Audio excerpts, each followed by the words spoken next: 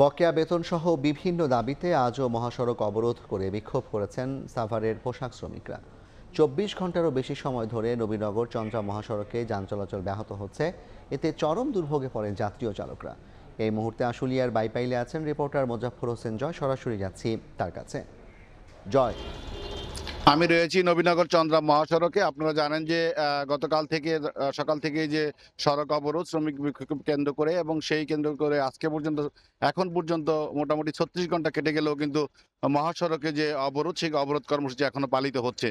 দীর্ঘ সময় ধরে গতকাল থেকে শুরু হওয়া এই শ্রমিকদের অবরোধের কর্মসূচির কারণে কিন্তু পরিবহনে সেক্টরে ব্যাপক প্রভাব পড়েছে। আমরা দেখতে পাচ্ছি যে সাভার থেকে বাইপাইল পর্যন্ত এবং বাইপাইল থেকে গাজীপুরের চন্দ্রা পর্যন্ত কিন্তু দীর্ঘ 18 থেকে 20 কিলোমিটার সড়ক ধরে তীব্র যানজট পরিলক্ষিত হচ্ছে। মোট কথা, যেমনি আপনার সড়ক অবরোধ বন্ধ হয়নি, ঠিক তেমনি কিন্তু শ্রমিকদের আন্দোলনও কমেনি এবং যানবাহনের চাকাও ঘুরেনি। ইতিমধ্যেই কিন্তু আমরা দেখেছি যে শ্রমিকরা গতকাল থেকে শুরু করে আজকে পর্যন্ত তাদের কর্মসূচি অব্যাহত রেখেছে। ফলে কিন্তু রোদ বৃষ্টির মধ্যেই তারা কিন্তু তাদের কর্মসূচি অব্যাহত রেখেছে।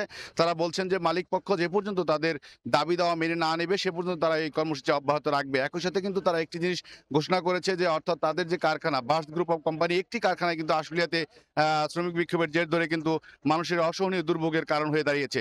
মূলত এই কারখানা 2-3 হাজার শ্রমিক বলছেন, তারা বলছেন যে কারখানা কর্তৃপক্ষ কারখানাটি বন্ধ করে দেওয়ার ফলে কিন্তু তাদের যে 3 মাস 13 দিনের যে বেতন, অর্থাৎ আপনার শিল্প আইন অনুযায়ী যে 3 মাস 13 দিনের একটি বেতন দেওয়ার আনুষঙ্গিকতা থাকে, সেই দাবিতে তারা কিন্তু তাদের কর্মসূচি অব্যাহত রেখেছে।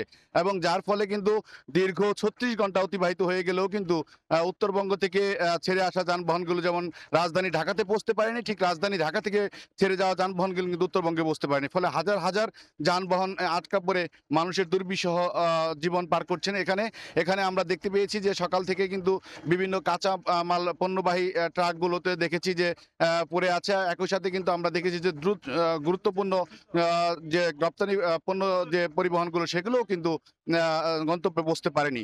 তো মূলত এই 36 ঘন্টার দুর্বিষহ জীবন পার করছে রাস্তায় আটকা পড়া মানুষ, এবং শ্রমিকরাও রাস্তায় অবরোধ কর্মসূচি অব্যাহত রেখেছে।